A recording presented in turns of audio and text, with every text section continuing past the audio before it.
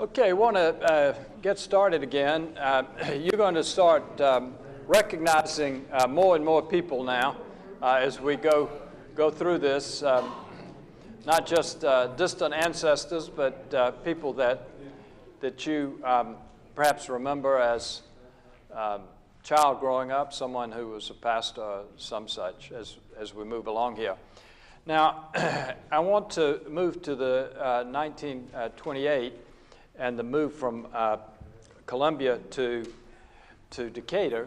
But before I do that, I want to remind us, remember that I said about the number of African Americans that were members of churches, particularly in the Low Country. It's very important to remember that when the Civil War, when people were freed, then they came out of those white-dominated churches. Though the blacks had been the overwhelming majority of membership, the whites regained control of the churches. And so African Americans moved out of these churches, and like the Johns Island Church, there were 5 African American churches that came out of that one Johns Island Church. The James Island St. James Presbyterian Church is now the largest African American church in the country. And these churches are very, very Presbyterian. And they have these deep memories, just like what we've been doing. Some conversations about, well, my uncle was this, or my great-grandfather was that. They do the same thing. And they sent their children. By 1920, there were parochial schools scattered. There were some in Georgia. There were almost, well, I think it's, I'm pulling on my memory right now, but something like 55 parochial schools in South Carolina alone. There were Presbyterian parochial schools that were African American. They started these little tiny schools beside the church, and then they moved up through a series of boarding schools to Johnson C. Smith University in Charlotte, and Johnson C. Smith Seminary was a part of that. So our colleague seminary, Johnson C. Smith, has these deep, deep roots in not only in South Carolina and Georgia, but also in North Carolina and Tennessee. But it's especially strong in that Low Country of South Carolina. All right, now Columbia is my hometown, so I can speak frankly about it. It was not a particularly progressive town. I loved and still do love Columbia, and I have family there and so on. But economically, we'll just speak that way. Economically, it was not located in a place like Richmond to have the kind of growth that Richmond would have, nor especially of that new powerhouse that was part of the New South, Atlanta. So the seminary had originally been owned by the synods. Originally, the synod, there was one synod, South Carolina and Georgia. And then when it split, it was owned by the Synod of South Carolina and Georgia. And then it added to it Florida, Alabama, Mississippi, and Tennessee was a part. Tennessee also supported Louisville Seminary. But those were the traditional areas of support. So it was broadening. And one of the concerns was, how do you move towards the center of that constituency, right? Because Columbia, South Carolina was located more on the edge, so how do you move towards the center? So that was one of the motivations for moving the seminary. Another motivation, and I think the critical motivation, was that Atlanta was this very dynamic place, and Columbia was having a hard time. The seminary was having a hard time in Columbia. So with that background, then let's look at, now that's Atlanta in the 1920s. Already you can see, I think that must be Peachtree, but the trolley going down already well, actually it had been. In the 1850s, it was already showing itself to be a great powerhouse, but certainly by the 1920s, it was becoming that. So a group of Presbyterians in Atlanta began to organize and to say, we think the seminary needs to move from Columbia to Atlanta, and we will provide the resources for that. And in fact, a group of church, First Church, Central, Decatur, North Avenue, were the critical ones that provided the support. Now, this is the groundbreaking here on the Decatur campus, and I've got a little chart because a couple of these folks I was not familiar with. The person that led it on from the campus side was Dr. Richard Gillespie, who was the president of the seminary, and he accepted the presidency on the condition that the seminary would move. Really strong man who gave his life literally for the seminary. It was an enormous task, and he developed heart problems and died as a young man. Both his son was a professor here later, and contemporaries of mine, he has a granddaughter who is a graduate, Mary Amos, a grandson, Richard Gillespie, and a great-grandson, Richard Proctor, are all Columbia graduates. Okay, that's the Gillespies. Now this fellow, I said I was going to call attention to him again. That's Dr. McPheeters. He was a professor here. He was very intimidating. Y'all, I'm not surprised by that, by seeing him. There are a lot of stories. I wish I had time to tell stories. But one of my favorite stories about Dr. McPheeters was students were just really scared of him. And one day, a student finally got up enough courage to ask him a question. And he said, well, that's a very pertinent question. And the student said, I'm sorry, Dr. McPheeters, I didn't mean to be pertinent. So you can get the idea of what it's like. Okay, whoops. Let me get this right. Okay, this is Dr. Lyon, Sproul Lyon, who's pastor of First Presbyterian Church and a leader in coming. Now, this man has had as much influence, perhaps more influence than anyone else and any one other single person, and that's John Bulow Campbell. An elder at Central Presbyterian Church, very deeply committed to the ministry, and a very wealthy philanthropist. And he gave much of the money for the establishment of the building. The Campbell building was given in honor of his mother. Campbell Hall was later given by the foundation that he established. So he was just critical. And during the lean years of the Depression, he's the one that kept this campus here in Decatur, kept the seminary here in Decatur. And that is Mrs. Campbell. This is Dr. Flynn, who was at North Avenue. And this is Dr. E.L. Hill. Anybody know E.L. Hill? I've got to look him up, but I don't know it. But that's the groundbreaking. Okay. So as I said, Dr. Gillespie died as a young man, and they kept looking and looking and calling young people to be the president of the seminary. The Depression hit. Nobody wanted to come. And after 17 tries, they finally got this young pastor in Thomasville, Georgia, J. McDowell Richards.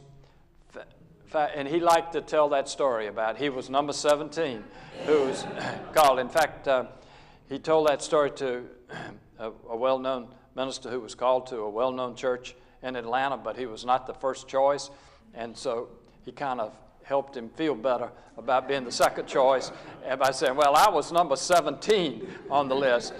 Well, he was absolutely remarkable man. Both his father and both of his grandfathers, his father and both of his grandfathers were Columbia graduates. He entered Davidson College at 15 or 16, graduated at the top of his class.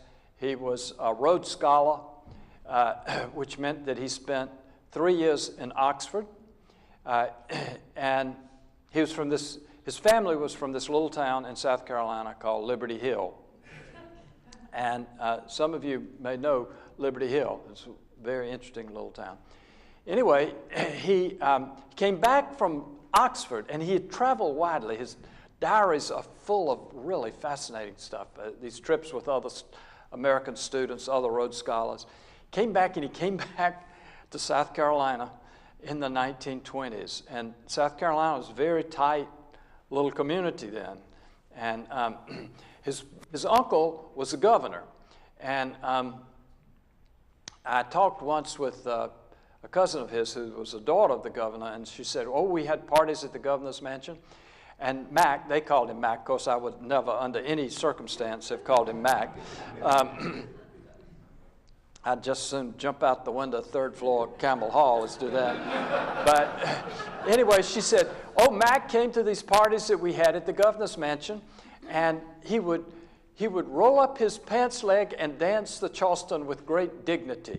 So, I mean, I can imagine Queen Elizabeth barbecuing just about as easily as I can imagine him dancing the Charleston. Anyway, he accepted. And he's the one, he stayed here as president until 1970 and was a really remarkable person of great integrity, who deeply immersed in the culture of the South, but who had seen a broader world. He was a vice president of the Federal Council of the Churches, Federal Council, predecessor to the National Council. He was accused, his son told me 2 Sundays ago, he was accused of being a communist in the early 50s by one of the right-wing radio people. I'm drawing a blank on his name right now. But anyway, that's like accusing the Pope of being a communist. It's just, I mean, that was Dr. Richards. I mean, he was as far from being a communist as you are. At any rate, he was a great leader. Now, the move to Atlanta meant that the churches, the primary churches supporting seminary, moved from being a second church, which had been in Charleston, had been, for a variety of reasons, continued a strong supporter of the seminary.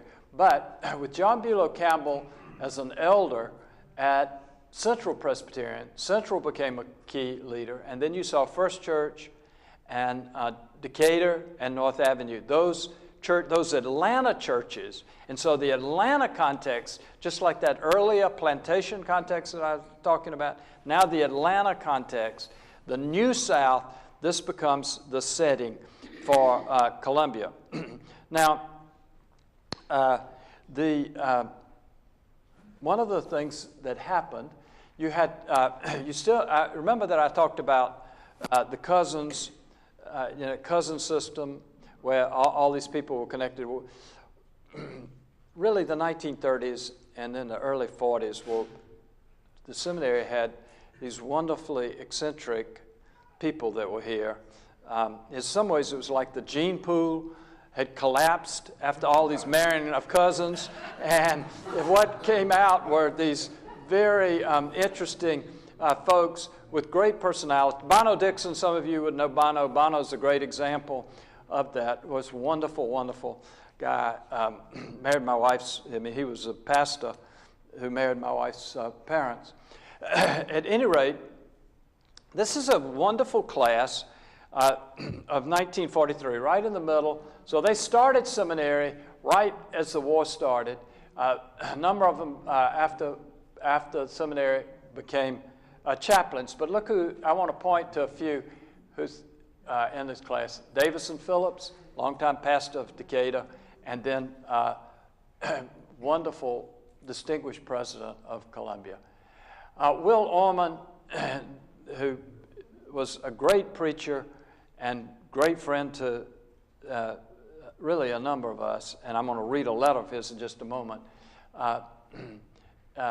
taught English Bible here for many years and was just a terrific person. Then Bob Stamper, and I want to come back, I'm going to show you something about Bob. He became the development director, and it provides opportunities to kind of tease the development people here today.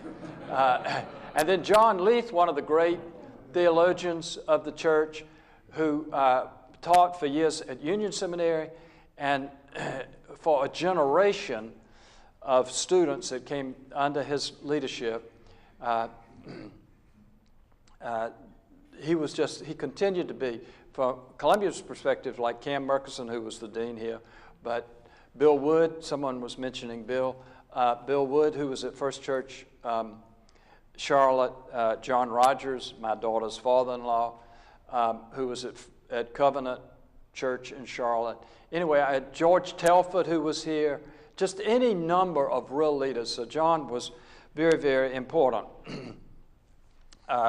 church leader. Now, Will Orman was from Alabama, went to the University of Alabama, and then came, whoops, I've gone the wrong way.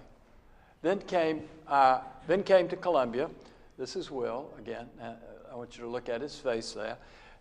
And he wrote all these letters to his mother back in Alabama, and they are wonderful. And I'm going to read just a little tiny section, but he'll write, things are boring here. There's nothing happening on the campus. I mean, coming from the University of Alabama to Columbia Seminary must have seemed boring anyway, but he complained, and he got, on one occasion, he was he turned into being an old bachelor, and but he got talked into going to a party over at Agnes Scott.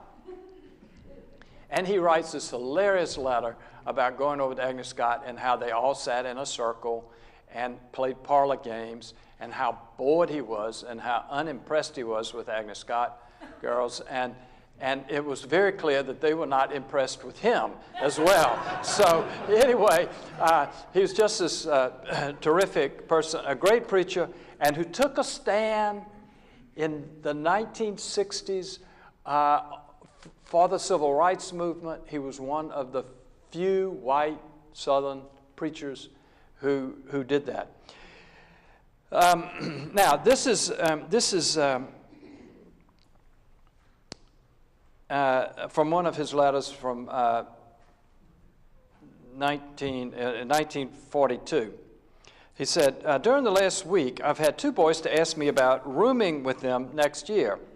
One is John Leith. The other is Bob Stamper.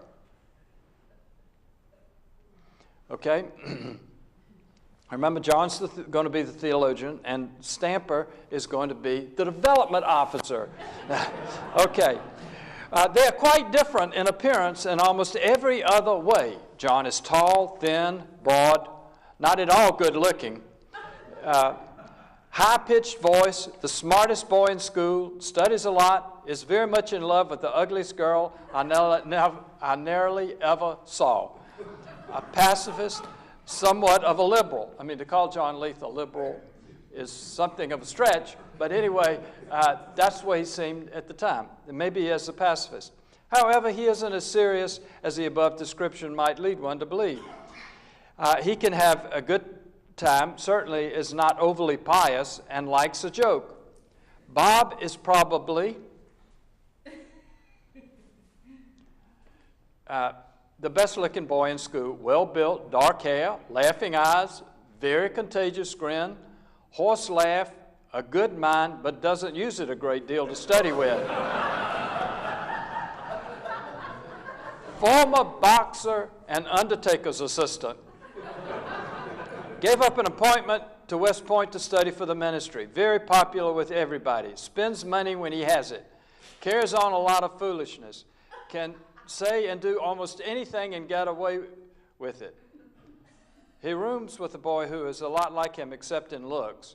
They went to college together and have roomed together for a good while. They've always getting mad at each other and have good-natured scraps. Well, anyway, he goes on. I don't have time to read the whole thing. But anyway, maybe that will help a little with the idea that you might have come to seminary and come to the campus with about what seminary life was like.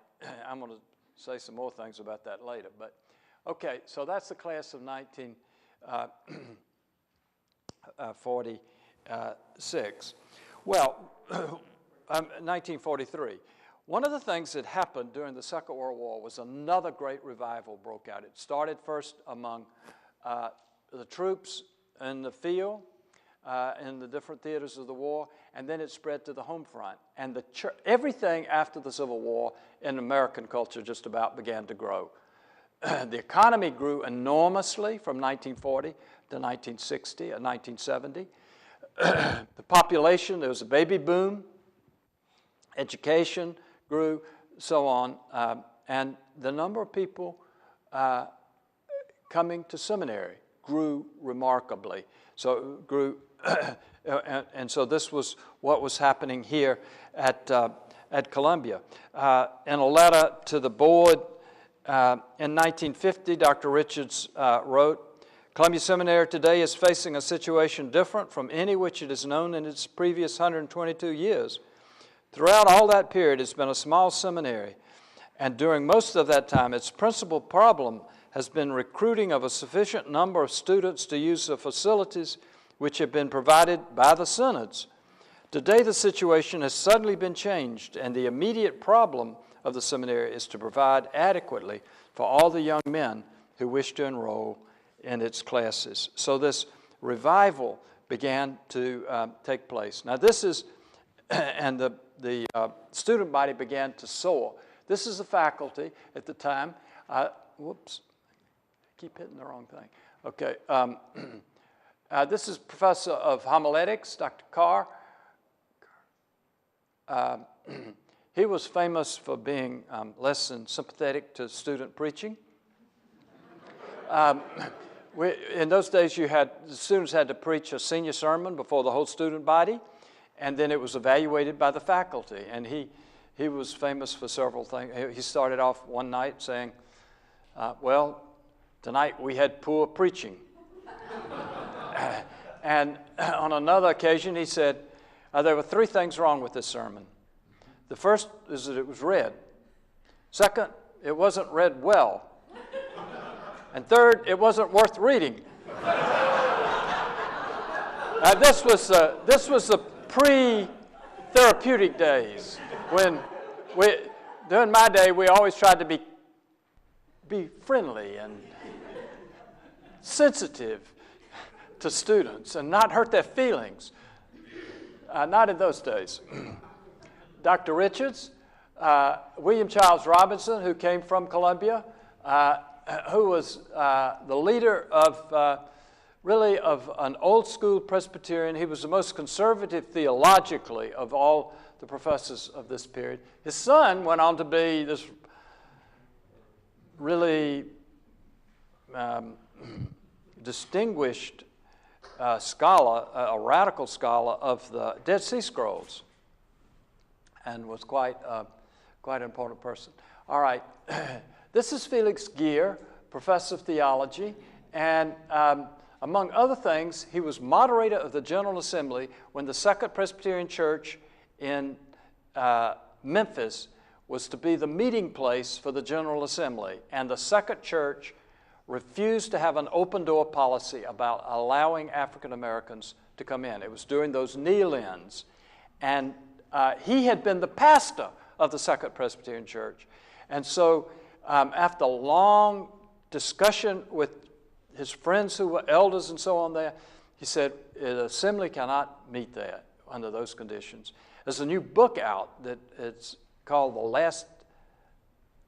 it's something like The Last Segregated Hour of Worship. and it's about this Memphis situation. But gear plays a very important role. So we moved the assembly from Second Church to Montreat. Now this is Dr. Gillespie, Richard Gillespie the second, the son of the president who moved here. Hubert Taylor, some of you will have known Hubert, longtime member out at Trinity Church who died this past year.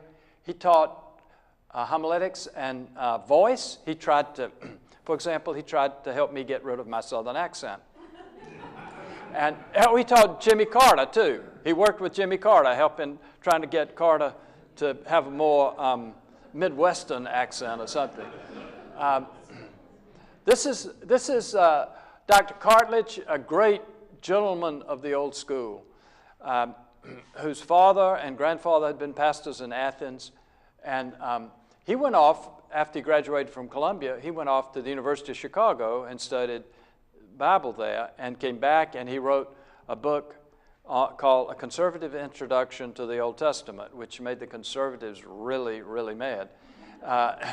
But he was himself actually quite a conservative scholar, but he knew about modern scholarship of the Bible and was just, as you can tell, really the gentleman. This is Harold Prince, the librarian who whispered. Many of you knew Harold, and Harold whispered until he got on the tennis court, and he was a terror on the tennis court. New students used to come, and he would say, would you like, and they'd think, oh yeah, boy, I can whip this guy. When he was in his 80s, he won the senior championship in South Carolina. Okay, Dr. Gutsky, a really, really interesting person, a Canadian. His wife was the daughter of the chief rabbi of the most conservative Jewish group in the U.S. Mrs. Gutsky was quite a presence on the campus.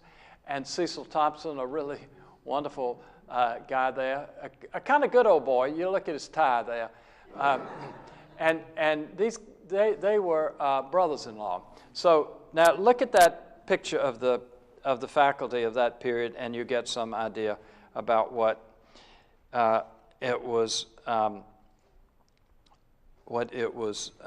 like. Now, here's a class of 1958. Some great leaders in the church. These are some that you will begin to recognize. Charlie Cowser, who taught here for so many years and such a loved faculty member. Some of you will know Harry Beverly. I could go through and talk about a lot of different ones that are here. That's Tom Stallworth, who taught at PC for many years, married more people than you can shake a stick at. Harry Peterson, one of my heroes, remarkable ministry in the mission field, started Villa International and so on. Buddy Ennis is in here. And just, this is one of the great classes of Columbia, 1958. And the ministry that came out of that class, now there were some losers, excuse me, dear Lord, but in the sense of people whose ministry, they just weren't suited for ministry. They were losers in that way. And I shouldn't have said that. I'm sorry. I apologize to all the saints. But anyway, it's a great class, and one of so many people that gave so much to the life of the church. There's Buddy right now. I've spied him right there. He's a young man who was at Central Church and then for years at Trinity. Now, what did the campus look like then? This is a view of the campus. Notice this is from the early 60s. This is Simon's Law, named after the two dorms in Columbia. Remember I mentioned Agnes Law and Mrs. Simons, Campbell Hall, Campbell Library. The Richard Center had been built in the early 60s, and Florida Hall had been built. And notice down here, this is the village. Big change after the Second World War. Men began to come with wives and families. older people. So we had to have housing for them, and so that's a part of the of the village. All right.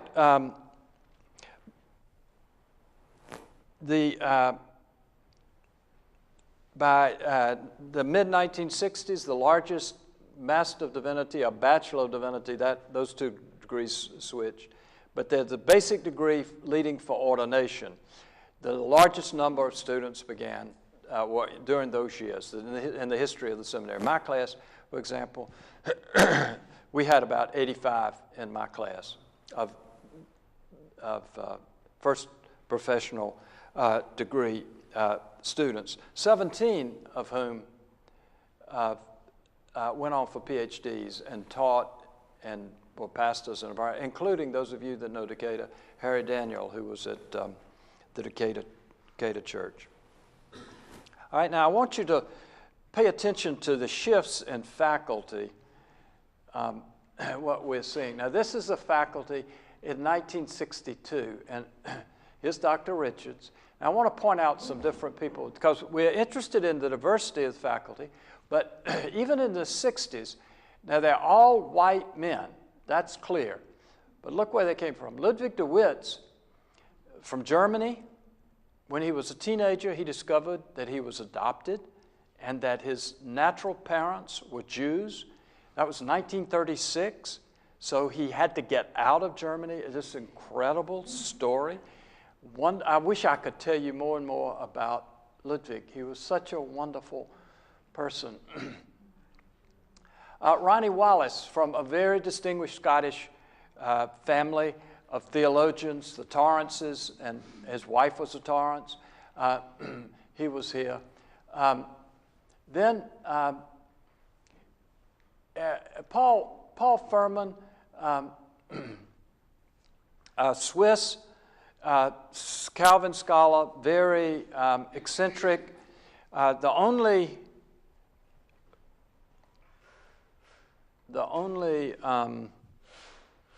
fights that I ever knew that took place in a Columbia classroom took place in his classroom. I mean, physical fights. One student who was a real fundamentalist who should not have been on Columbia campus was picking on Dr. Furman, and another student who was a nephew of Richard Russell, U.S. Senator Richard Russell, told him, stop. If you don't stop, you're going to be in trouble. Anyway, he kept on picking on him, and the guy slugged him. Bill Russell slugged this guy, and Dr. Richards came down. Dr. Richards could stop any fight. But anyway, so it's an interesting class. Now this is Ben Klein. A number of you will know Ben Klein. He was a longtime dean at Agnes Scott, came over to Columbia, and was dean and then elected president after Dr. Richards. And he was a kind of interim president. And Columbia was transformed during his period of 5 years from a very traditional seminary where Dr. Richards made all the decisions about faculty appointment and everything, to a seminary where the faculty now had a much more important role in governance. And closely associated with him was Erskine Love, who was the chair of the board during those years.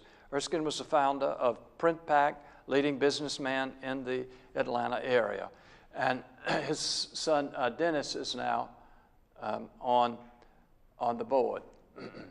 Now the faculty was, there were 3 members of the faculty during this transition time who were particularly important. One was Charlie Kauser, who I just mentioned, a great teacher and much loved New Testament professor. Shirley Guthrie, whom many of you know, knew and probably studied his book, Christian Doctrine, just extremely important for so many in the life of the church. Wade Huey is another. I'm sure that a number of you know Wade. He taught homiletics and was quite a figure on the campus. Then in 1973, Catherine Gonzalez was called to teach church history, the first woman. and she was an enormous success. She was a greatly loved professor, and students said over and over again that they just loved her classes. And she brought with her not only the fact that she was a woman and could bring that perspective, but also she brought her husband, Justo Gonzalez, a most widely read church historian in the world today. His 3-volume History of Christian Thought is the book that's used in China, for example, in the universities in China. And they're translated, his different books are translated in all kind of different languages. Then Davison Phillips came. The 1970s were a low time. We heard this morning about difficulties with theological education today. The 1970s were also very much economic depression. Remember, the PCA, the Presbyterian Church in America, was pulling out, so a lot of Columbia people were leaving. The student body went way down, the number of students. And Davison really helped to revive things here. He was a much-loved pastor of the Decatur Church, brought a wonderful spirit and sense of humor, great sense of humor, and the church trusted him. This was really, really important. The church trusted Davison, and he led the church in some new ways. This is a class after he had been here, and he did much in recruiting. He was much involved in recruiting. Just point to two. You can see the changes that are taking place. Think of those earlier pictures. Now you see women in the classes, and there's one African man from Ghana, but Joanna Adams, pastor of Trinity, among other places, a real leader in the church, and Liv McGregor Simmons, who's now the pastor at the Davidson College Presbyterian Church. So you can see there, Catherine's now on the faculty, the changes that have that are coming on to Columbia. As it moves from being this provincial, largely provincial Southern seminary to much more national seminary. Now, the person that did more than any other person to make Columbia a national seminary that people were startled by the strength of its faculty was this man, Walter Brueggemann.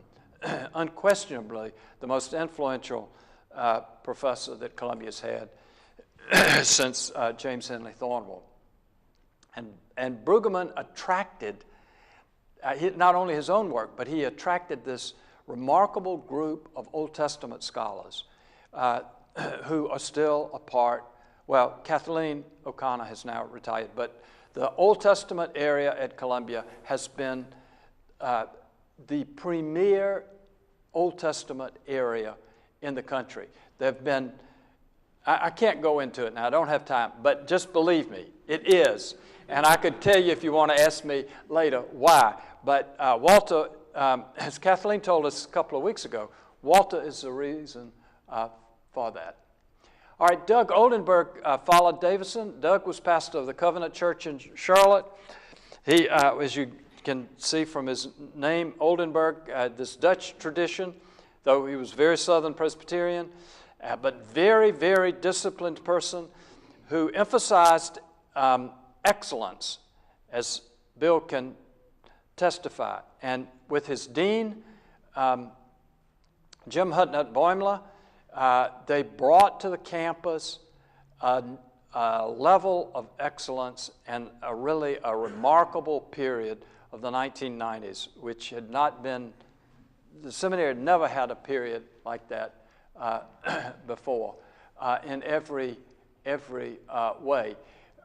John Conant, an elder at Trinity, was chair of the board and a great spirit, and a person who was one of the chairs of the board during this period, but a person who added a great deal to it.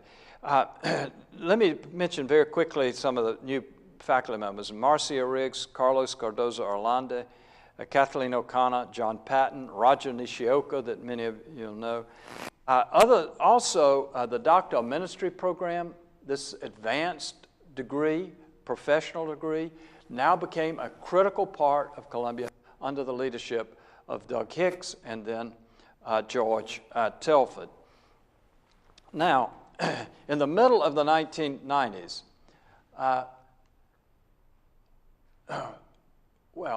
Frank Harrington, whom I know that many of you know, this is a great picture of Frank. Frank was one of the really strong leaders, not only for his church, but the Peachtree Presbyterian Church, but for the denomination. And he did much for Columbia as he did much for PC and other churches. And he loved Columbia Seminary, and he was especially close to Dr. Richards, but he loved Columbia Seminary, and we're in the Harrington building now. Marcia Ricks, first African-American, full-time faculty member, very important professor of ethics who's added so much to the Columbia campus. And Roger Nishioka of Japanese-American ancestries, I think the 5th generation. But anybody that knows anything about youth and young adults in Presbyterian Church know the critical role that Roger has played. I think it's hard to exaggerate the way in which he is leading the church as it addresses youth and young adult culture. John Bulow Campbell, who was so important for the establishment of Columbia here, died in the early 1940s. He left a will, and when his daughter died, part of his estate was divided. It was like $6 million estate in 1941. It was like a $300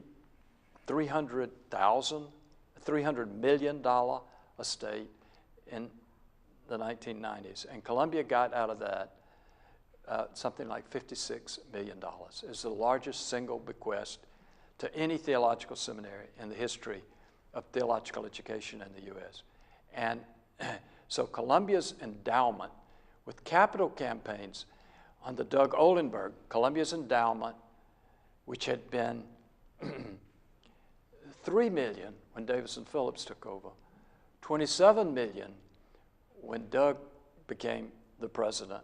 It grew from $27 million to $170 million with the capital campaign.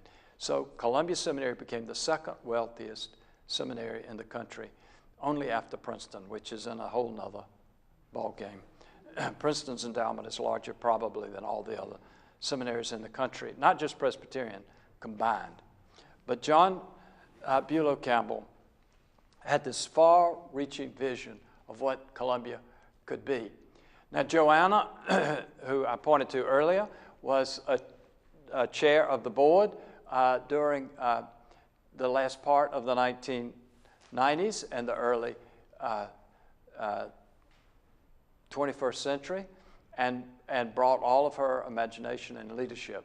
This is the Columbia campus now as it developed during the early part of the 1990s. You see now the Harrington Center. The library has not yet been enlarged, which it will be under Doug's leadership. So there are a variety of changes that are taking place in so many different ways. Now, one of the things that the board of directors did was when they got this endowment from this big bequest from John Bulow Campbell, they said, we need to tithe that. And the question is, how do you do that legally? What could you do to handle such a question? Phil Noble, whom many of you will know, really pushed that question, and so did Pat Patillo. Not Pat, but his son, Bob Patillo, pushed it too. Other board members. And what they did was they said, we're going to take a certain amount and we're going to have a Campbell Scholars program that will invite distinguished scholars from around the world to think about the mission of the church in the 21st century. And so they began to do that. And the first group, just to give you an idea, the first group that came included János Pastor, the dean of the Reformed Seminary in Hungary, in Debrecen, Hungary. It included John Douglas Hall, a Canadian theologian.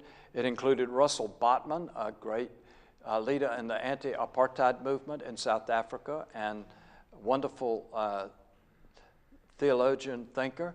It included Ofelia Ortega, the president of the seminary in Cuba, that was struggling to be a vibrant seminary in the midst of a communist society, and so on. And they were thinking about the mission of the church in the 21st century. So the downturn in the endowment meant that had to be discontinued for a while, but I think there's some hope that it will be revived. Now, in the meantime, we've been talking about, well, let me point. This is the faculty during Columbia. Now again, look at the faculty. You have more women on the faculty. You still have some of the faculty that have been leaders for a while. There's Will Orman back. There's Catherine. You probably think that's Robert Redford, but it's me. Jap Keith, many of you will know Jap from his time at Decatur, and so on. There's Wade. So that's the faculty then.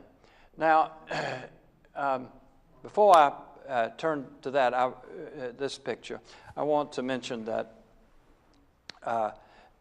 international program was developing, and really it began under Davison Phillips. Davison said we have to open the windows to the world, and the women of the church gave each seminary $125,000 to do that.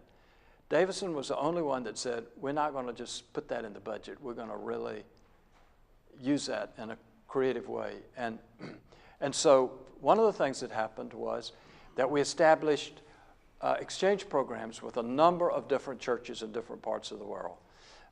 Some traditional places like Westminster College, Cambridge, University of Glasgow, and the Hungarian Reform, the Czech University, Charles University in Prague. But also established, the single most important one was with the United Theological College in Jamaica, part of the University of the West Indies. Had this long experience with slavery and colonialism and so on, and were very, very important conversation partners. But also with South Africa, Stellenbosch and Western Cape, Seoul Presbyterian. We tried sending second generation Korean Americans to Seoul as a part of the exchange because they would know some language, and some of them wanted to go, but that never really worked out as we'd hoped, but we had this large and steady receiving of wonderful students from there. And then we had, through a gift of the Lucis Foundation, a very important connection with China during the early 1990s. Bill mentioned the trip to China, where for 3 years, a third of the board, a third of the faculty, some staff, and students would go to China for this great immersion experience as a guest of the Chinese Christian Church. And we received in return professors from China, especially from Nanjing Theological Seminary.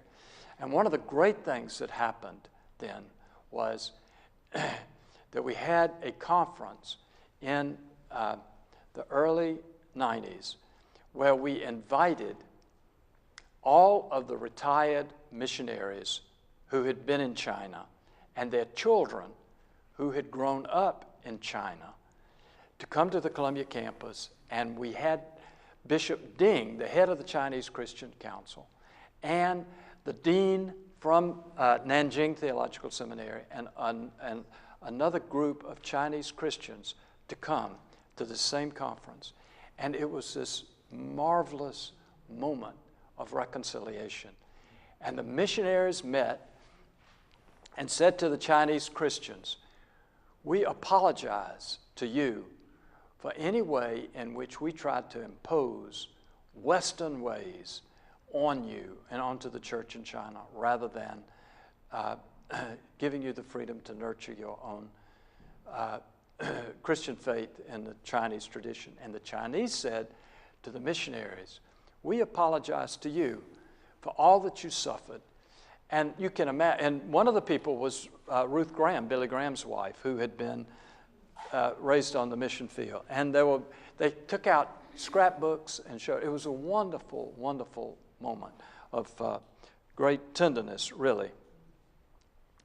Okay, so now we've got Laura Mendenhall became president following Doug, first woman president in the history of the institution, and led it in many wonderful, important ways, including a capital campaign that was remarkable. And like others before her, she had the strong support of the board. Frank Skinner, whom I know some of you know from Peachtree, former CEO of Bell South, was a great advisor and friend in that. And so you had this really experienced pastor and this very experienced businessman working together in the leadership of Columbia. Now, Columbia began a major capital campaign that raised about $65 million, I think was what the total was. And Billy Morris from Augusta was the one who led in that camp, was the primary leader. Others such as Ann Cousins were a very important part of that effort. But it ended up meaning that Columbia was in this remarkable situation of having enormous financial resources to try to meet the challenges of the ministry and mission of the church in the 21st century. And during this period, you had some wonderful. This is before the recession hit. You had some wonderful classes. I wish I had time to go through and tell you about different ones in here. Just so many. I'll look at them and see them and think about the ministries that they're having now in so many different places. You'll see that the doctor ministry is still strong, and some other degree programs have been added. Oh, this is a group of international students who are exchange students from different parts of the world, and I wanted to show you. One of the important exchanges we've had is with the Presbyterian Church of East Africa. There are a lot more Presbyterians, by the way, in Kenya than in the U.S., a lot more. And we've had this wonderful exchange that Lee Carroll has been very much involved in, they would send us a student for a year, and we would send them a student who would work in a church under the supervision of an experienced Kenyan pastor. We did the same in South Africa. We just had 2 students come back from South Africa that I met this year. Had a wonderful experience there. But to see the church in a different context. Okay, y'all all recognize this lady? Yes. So I put that up not just to brighten things up, but to show, and I think probably many of you may know Barbara Poe, to say that this has not been just a question of the history of faculty and students and board, but more lately it has also been, especially since the 1960s, a ministry of many wonderful staff people who, like Elizabeth, you can imagine the difference that makes on the Columbia campus. Now, one of the things that it means, however, is that there's been, as in every area of life, there has been a growing number, and this is a change that's taken place. the growing bureaucratic character, and I'm not using that in a pejorative sense, just that life is much more complicated, even on a theological campus. So in 1963, there were 13 staff members, one staff member for every 18.3 students. By 1992, there were 46 staff members, or one staff member for every 5.6 students. By 2000, there were 59 staff members, to one staff member for every 4.8 students. And today, and this is, I'm not positive about this because I had to do this from the directory, but there's it looks like there's 64 staff members, or one staff member to 3.3 staff members. Now, what this symbolizes are several things. One is increased complexity of society and the work that has to be done. I'll just take an example. I was dean of students at one time, and when I first came here, and I could handle financial aid myself. There's no way that a dean of students could handle financial aid today. He couldn't do it. And so you have to have a person in financial aid who does, I mean, think of the loans, the government regulations, or think of what happens in terms of accreditation. They've just finished this huge task of getting reaccredited, and it takes an enormous amount of staff time. So, two things about it. One is that it's a reality that Columbia now has a very large component of the Columbia community is staff, and that simply makes a big difference in it. Okay, in the character of the community, and I'll say just a concluding word about that in a minute. One of the outcomes of the Capitol campaign in the 1990s is this incredible new dormitory that, I mean, in the early part of the 21st century, this incredible new dormitory that's first class in every way, including and perhaps especially environmentally. Then, after Laura retired, Steve Hayner came as this wonderful, energetic new president of Columbia. And Steve came out of the parish, but he was particularly well known as having been the long-term president of the InterVarsity Fellowship. And he brought several things with him. He brought many things, but several things that stand out to me is, one, he brought an awareness of youth culture and popular culture in the U.S. His office, when he first came, when he was a professor, was across the hall from me, and I used to go across and ask him about what in the world does this mean that's going on in the culture. He was very alert to that. And he also brought this broad connection with the world church. Through World Vision, his participation on the board of World Vision, he didn't only know about the church in different parts of the world, he'd been there, and had been there in very engaging ways. And he also brought this great energy. I used to pride myself, and our office was on the 3rd floor, and I'd never catch the elevator. I'd walk up the 3 flights of steps to the 3rd floor. Well, I'd be trudging up the steps, and here came Steve right past me, going 2 steps at a time.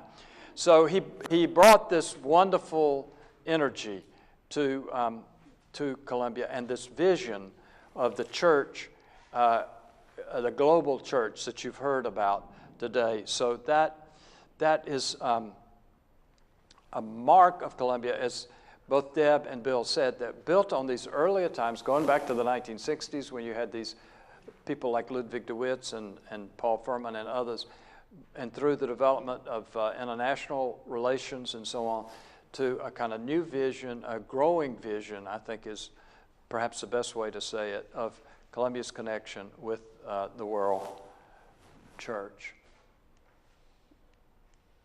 Now, one of the changes that has come under Steve's leadership is that our Dean of the Faculty is much more stylish than any of the others have ever been. I mean, when she visits us at Montreat, my wife just says, ah! She is just this wonderful smile and warmth and so on. And she's also African American and brings that tradition, and she is a historian of American religious life, and so she brings a deep immersion in that to the task. And you heard this morning her ability to articulate a new vision for Columbia. Now, one of the things that came out, as has been said, of this capital campaign is the ability to transform Simon's Law, the old dorm here, into the Vernon Broyles Center. And the way in which that represents physical embodiment just of the vision of what Columbia is about, trying to reach out to a broader world. Now, as has been said, it's not as though Columbia doesn't have its problems, and you've heard that articulated already. There are big problems in theological education today, and it has to do with the recession. It has to do with the turmoil in the life of the church, much like the 1970s. And those are reflected in declining enrollments. Even though Columbia's are better than others, there's still declining enrollments, and it'd be less than honest not to acknowledge that, as Bill has done. But Columbia is particularly well poised, I think, to use the term that Deb used earlier, to meet, in spite of the problems, Columbia is particularly well poised to meet the demands of mission in the coming century. Well, I'm afraid. Well, let me finish quickly with this, and then as a summary. One is this period, great growth in wealth from the poorest of the Presbyterian seminaries in the 1970s to second only to Princeton. A move from a simple, sharply focused seminary for preparation of ministers for the Presbyterian Church to more complex and diverse institution, and the tension between thinking of Columbia as a community to the realities of a diverse and modern bureaucratic institution. Increasing tension over its relationship to the Presbyterian Church USA in a time when the church itself is changing. Loss of some churches, great vitality in others. Part of increasingly popular, increasing fractured society. So once again, Columbia, you think about its faculty. You've seen the pictures. You think about the campus, the character of this campus, and the potential that the actual physical campus represents. You think about its endowment.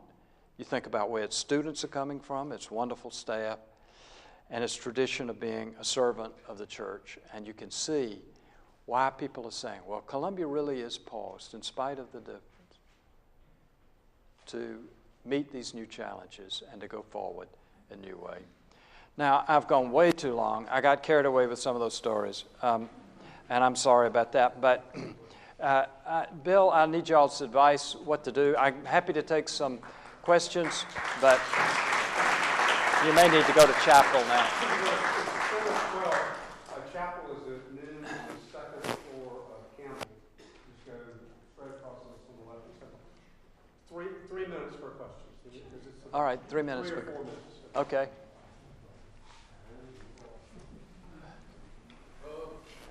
You told about the beginning of the seminary here in Atlanta.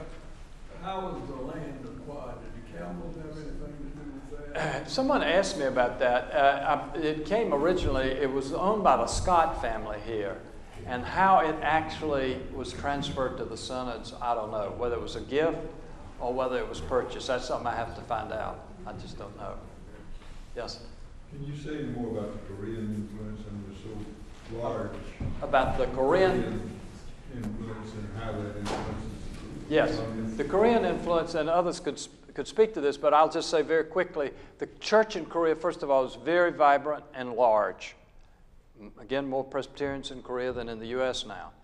So we've had over the years a lot of Korean students and very strong connections with the Korean church. One reason is because Tommy Brown, who is a faculty member here, had been very much involved in mission, the old Board of World Mission, and then had been in Korea.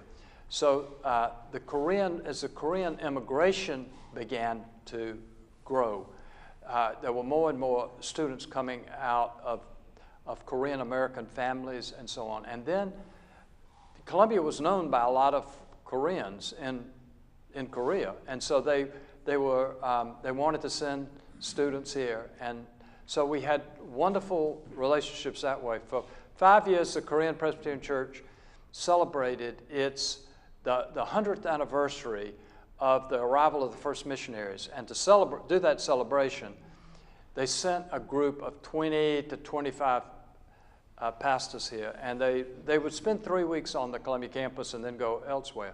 But we put on a program here for them. So it's been a really rich relationship. It's been, on the faculty, is that what you're asking? Korean faculty, Yes, yes. Kevin Park is. Yes. Kevin, you want the three? You, somebody, and myself. Yeah. Yes. So, Former moderator of the church. so